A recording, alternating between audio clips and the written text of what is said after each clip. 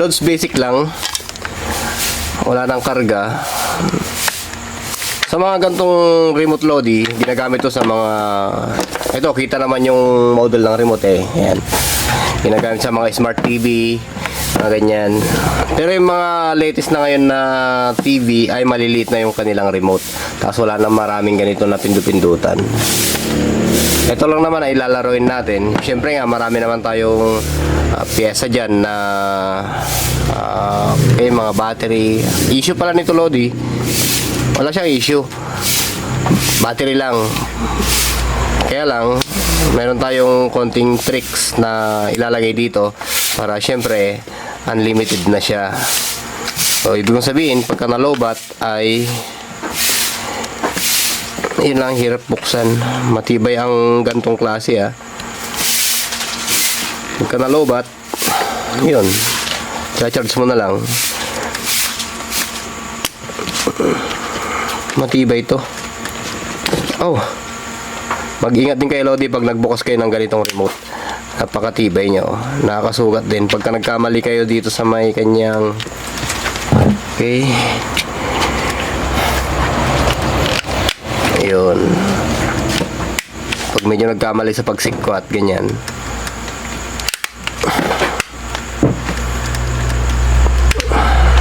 tatalab din Lodi.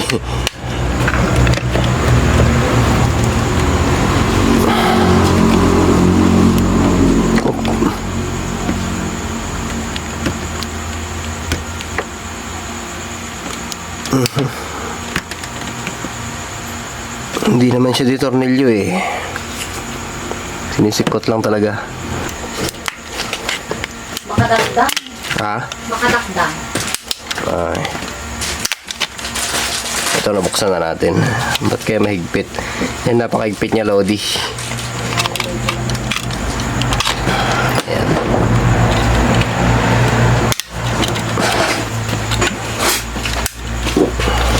Kung sarili nyo Lodi, yung i-DIY nyo, eh kahit medyo haragan nyo nang gawin. Pero kung sa client naman ay bigyan nyo na lang din ng konting pag-iingat. Kasi nga napakahirap talagang tanggalin nito. Ayan o, talagang nakafix siya. Ayan. Ito siya Lods. Kung mapapansin nyo ay ginamitan siya talaga ng pandikit. Okay.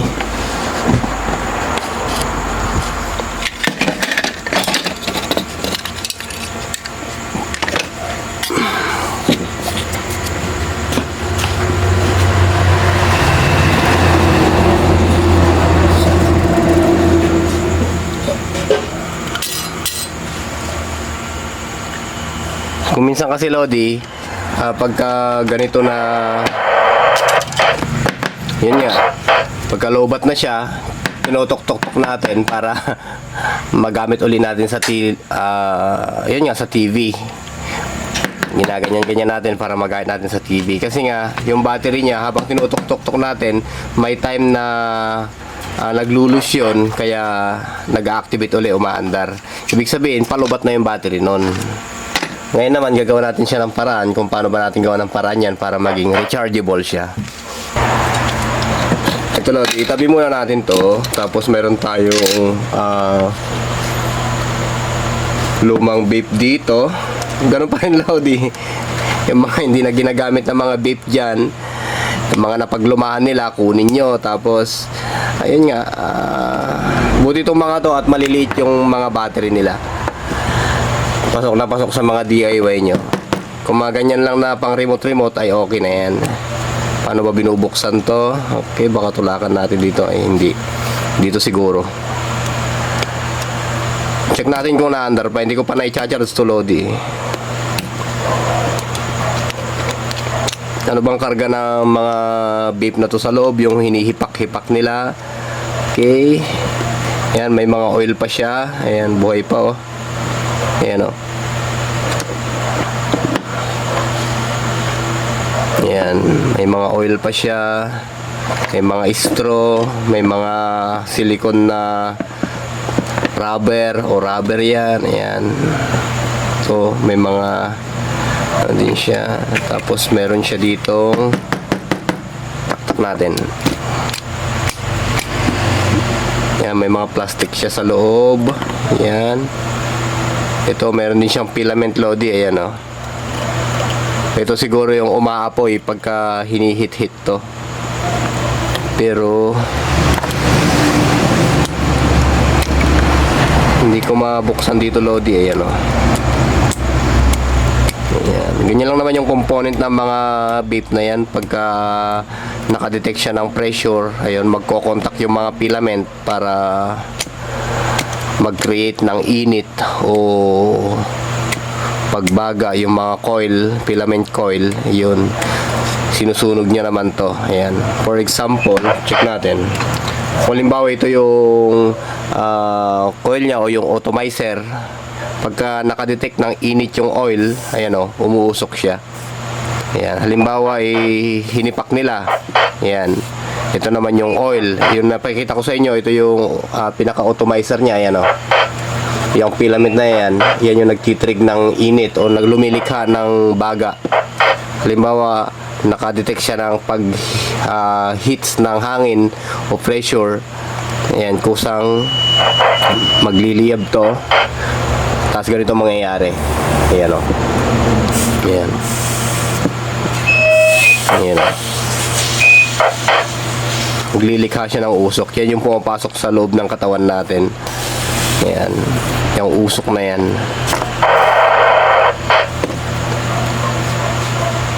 Okay.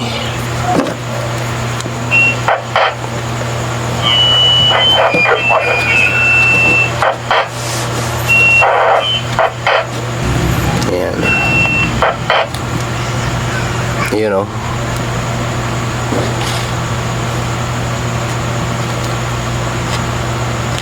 Ito pa.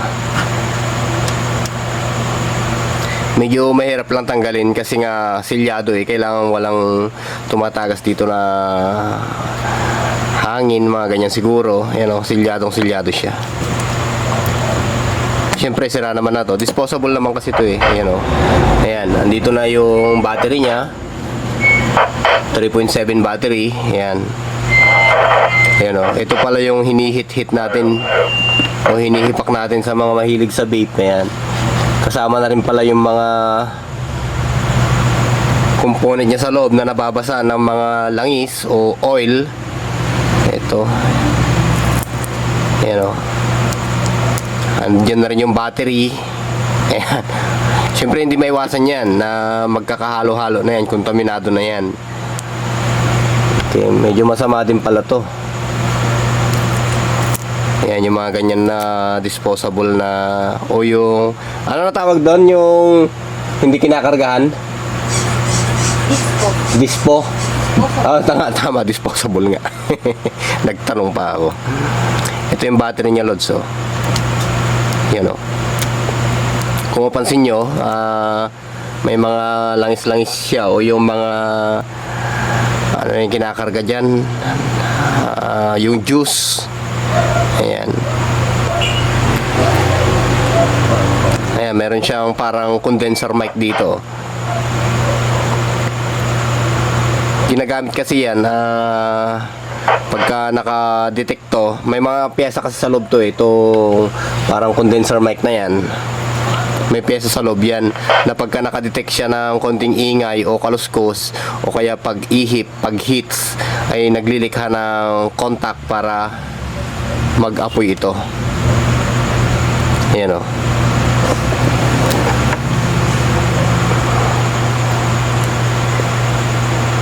Ayan.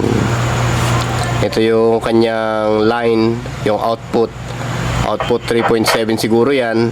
Ito, pagka nakadetekto na o pagka nakasense ito na, yun nga, yung binanggit ko sa inyo kanina, pag hits, pag hipak, kasi dumadaan yung hangin dito parang pumipito yan. Pagka hinits mo, mayroon siyang naririnig na pagpito o pagkaluskos, kaya nagkakaroon ng reaction dahil sa pyesa sa loob, kaya lumiliyab to. Ito yung umiinit, yung atomizer na yan. Okay, tanggalin na natin yan kasi hindi na natin to kailangan ito, tanggalin na rin natin to. Ito yan. kailangan lang naman natin dito, Lodi, ay battery. Pero pangit yung battery niya baka hindi magkasya dun sa remote natin. Ayan. Itong battery na to ay baka hindi magkasya nga, sinasabi ko sa remote. Pero subukan pa rin natin. Baka naman. Ayan, kasya naman siguro. Okay, tabasan natin to. Ayan, butit ginawa natin tong content na to. At least nakita natin yung mga hinihipak-hipak ng mga mahihilig sa vape. Nakikita natin yung loob na halo-halo na pala yan. Pati yung, syempre hindi rin natin maiwasan, hindi naman natin masasabi na silyado tong mga battery na to. Pero napansin natin na yan naliligo din siya sa langis. O yung nilalagay loads na ang tawag dyan, nilalagay na oil. Hindi pala pwede, Lodi, hindi kakasya. Hindi kasya yung battery nito. Ito, tanggalin natin siya.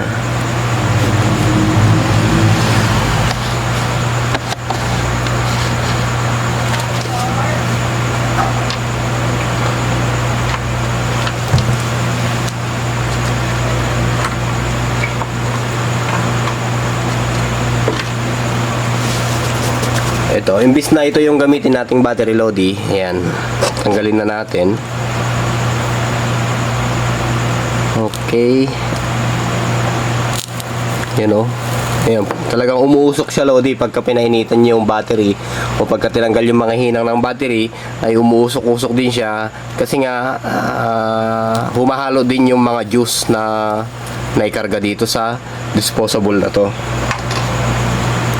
Ito, nakaasa lang siya sa mga sealant niya o sa mga seal niya. Salalay lang siya. Ayan. Ganyan. Pero hindi natin maiwasan yung syempre pagka hinits mo yan, yung mga naihalo dito na juice ay sumasama din sa pag-hits natin sa mga gantong vape. Oo, humihits din ako ng vape, Lodi, pero hindi naman siya ganun ka tikim-tikim lang, para may masabi lang din.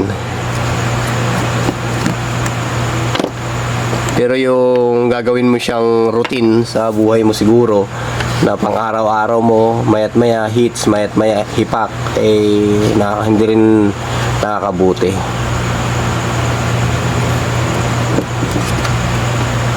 Okay, check muna natin, loads, kung iilaw pa to pagka chinards natin. Kasi nga ito, Lodi, ay masyadong malaki. Ayan, kaya magpapalit tayo ng battery yung sakto lang sa loob ng remote control. Ayan Ayan, sakto na sa loob ng remote control yan. Okay, ngayon subukan muna natin siyang itap kung may potential pa ba na pwedeng kargahan yung lithium battery na yan. Lithium bang tawag dyan o polymer. Okay, kasi malambot siya, Lodi. Ayan You are on board for Mercenary Radio Room 6773. yung repeater mo, GSF yung station ID mo subukan muna natin, Lodi, mag-replace ng battery niya. At subukan natin i-charge. Pagka nag-charge to, ayun, pwede na natin ilagay sa remote. Yan. Ito pa.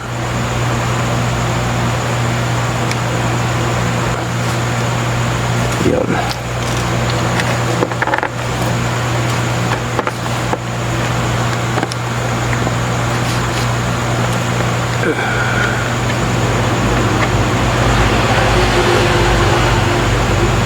Yun yung negative natin. At andito yung ating positive. Yan.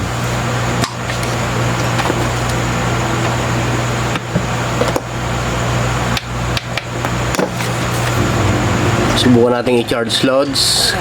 Kung may ilaw, nako, wala siyang ilaw. Hindi na ata nagcha-charge. Ayun. Ayun, nagkarga. Nagkarga siya, Lodi, ano. Ayan.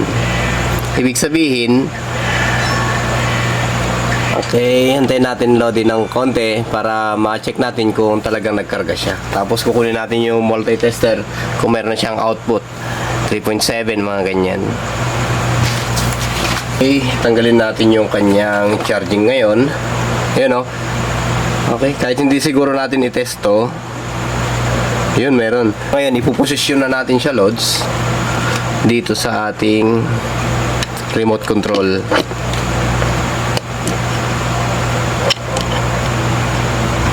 Dahil masyadong makapal, Lodi, try natin kung kaya ng gunting to.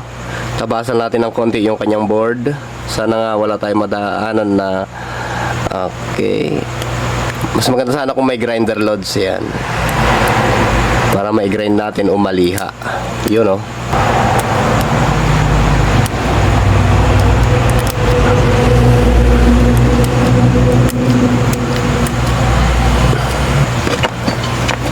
Okay, pantayin natin dito. Yan. Para may pasok nating mabuti yung charging niya.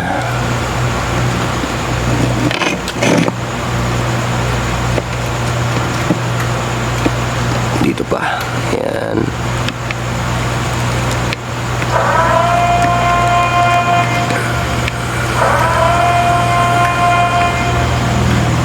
This is Alpha Lima November, fellow Intercedar System.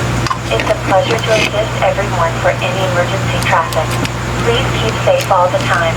Thank you, 73 Hand Fellows.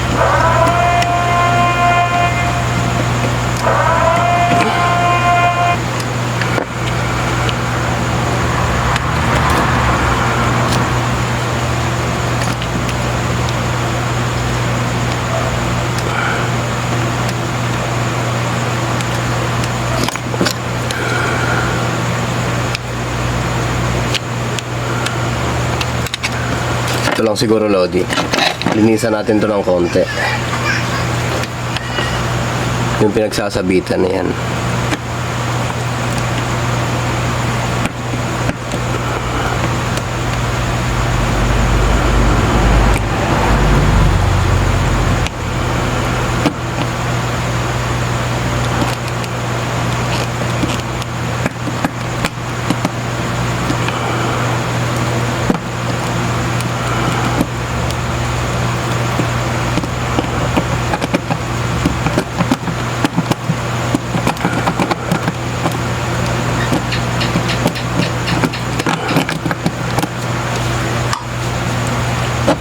Okay, try natin uli. Yun, oh.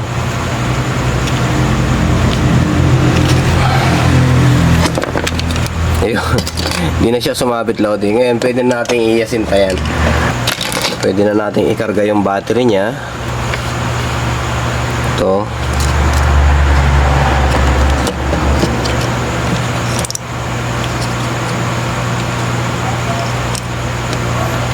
Medyo mag-extension lang tayo sa may bandang positive dahil naapi o nagkulang yung kanyang wire.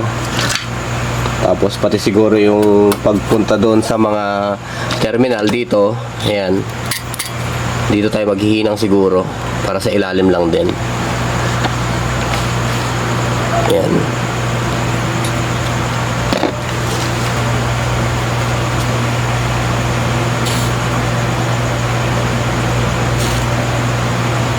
Tulod, magdagdag tayo ng wirings niya dahil nabitin na. Ito yung ating positive. Yan.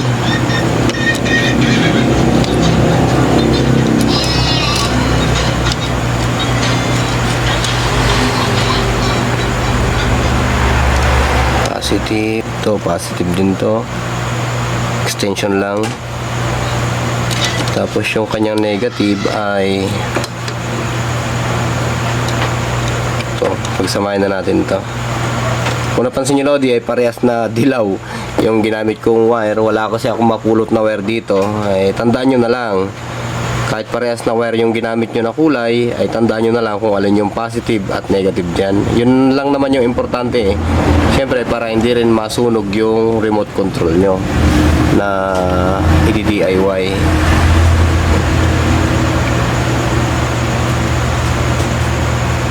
Okay, yan yung negative natin. At ihinang na natin dito.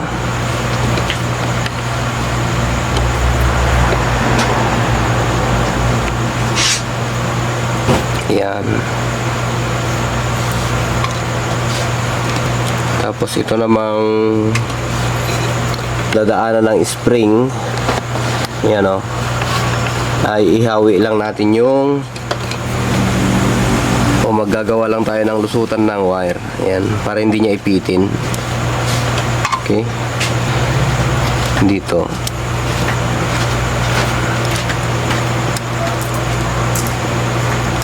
Yun.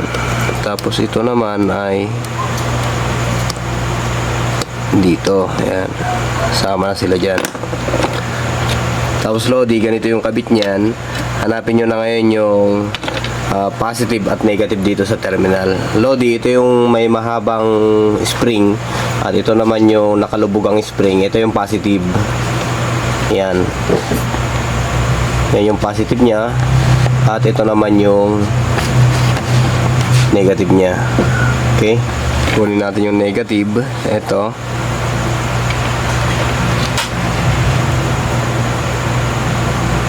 Yan.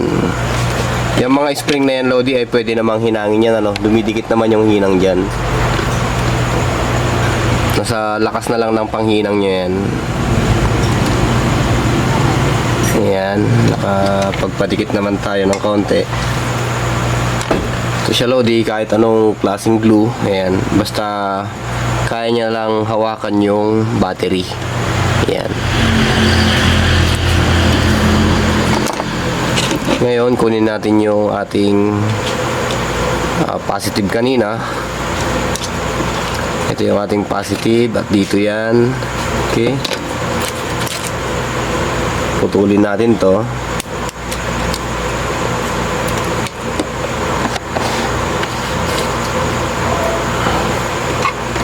Tsaka natin ihinang. Tapos isukat din natin kung nasan yung negative. Okay. Dito yung negative, yan.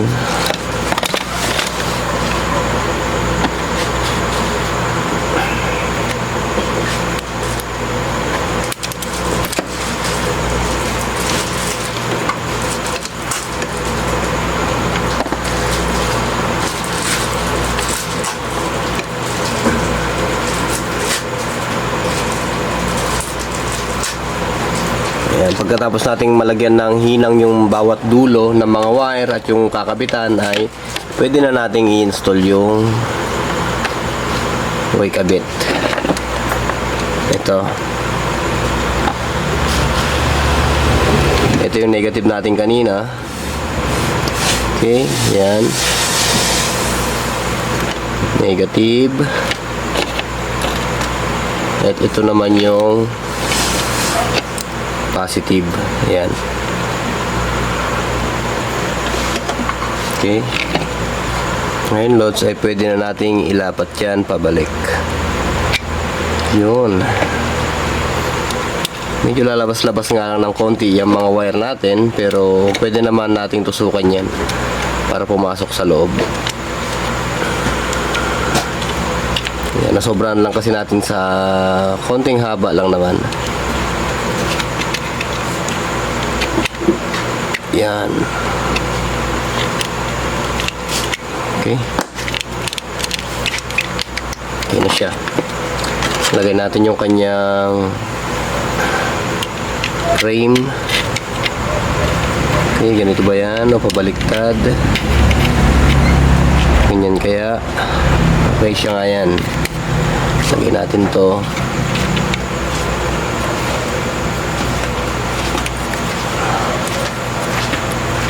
Ito ay dito. Yan.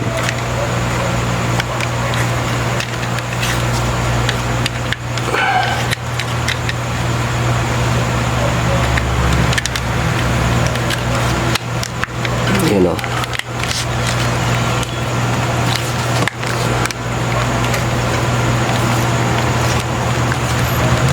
Tapos dito Lodi, yung mga natitirang kung halimbawa man na merong hindi kumapit na, patakan nyo na lang din ng glue sa bawat gilid. Ayan. Dito. Tsaka nyo balutin ng lasty, mga ganyan, para okay na siya. Ito rin, pwede nyo kargahan to ng glue. Ayan o. Kinargahan ko na siya ng glue loads. Ayan. Okay. Ayan. Takpan natin. Siyempre, pagka nalobat, ang purpose nun ay dito mo siya i-charge. Kahit saglit mo lang i-charge kasi remote lang naman to eh. Hindi naman siya yung makonsumo sa battery. Ngayon subukan natin kung may pa-power on natin yung TV gamit yung DIY natin.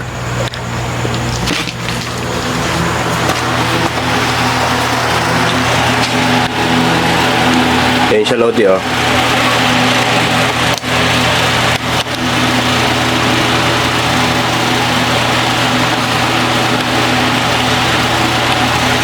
Ito Lodi, yung remote natin. Yan, kung napansin nyo ay na, yun, okay na. Okay.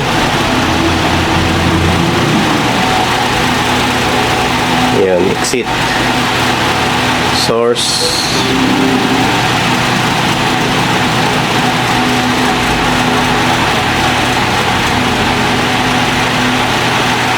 Yan. YouTube. Ayan. Search Christian Palaning.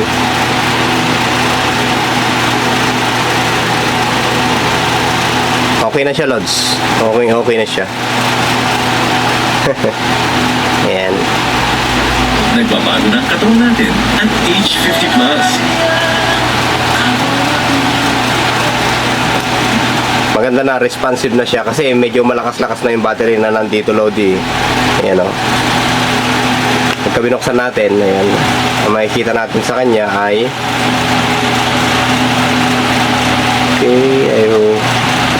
wala siyang battery pero meron siyang saksakan ng USB. Ayan, para sa charging. Pero very responsive na siya. Ayan o. Ayan.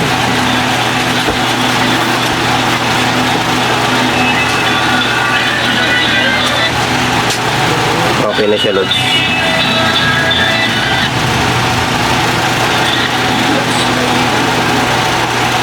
Ganun lang naman Lodi sa mga DIY nyo na remote. Hindi ko naman ina-advise na, siyempre mura lang naman yung battery nito. 5 piso lang ata yung battery nito Lodi. Yung double A ba yun o triple A? Mura lang naman. Pero kung gusto nyo maging malikot pa yung o matagdagan ng konting kalikutan yung imahinasyon nyo, ayun, mag DIY kayo. Kaya ng ginawa natin dito. Ayan o. Ayan siya Lodi. Ngayon to ay pagka nalobat, sasaksak mo na lang dito. Ayan.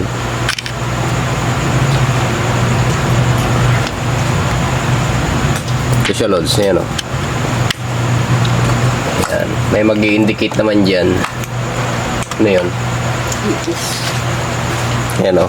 Mag-indicate naman siya ng kulay, puting ilaw, ayan, pagka nag-charging. Tsaka automatic naman yan na mag-o-off yung ilaw niya pagka full charge na. Okay? Ayan. Okay na siya Lods.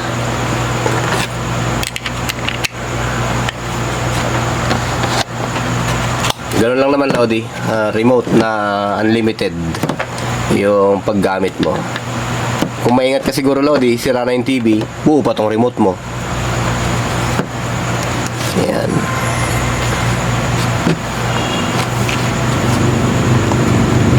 Sabi ko nga Lodi, yung mga ito, ayan, patakan mo na lang ng glue.